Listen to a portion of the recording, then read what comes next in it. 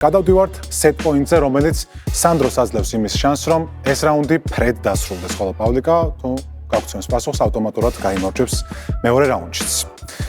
set point. ღილაკები გაქვთ, რომელიც მაქსიმალურად სწრაფად უნდა გამოიყენოთ იმისათვის, რომ ამ რაუნდში გაიმარჯვოთ. მხოლოდ ერთი შანსია set point-იც ამას გვეუბნება. დავიწყეთ.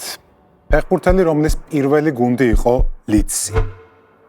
საიდანაც აღმოჩნდა ლივერპულში.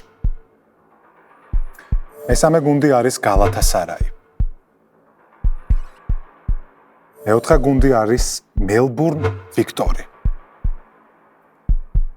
მეხუთე გუნდი არის ალ გარაფა.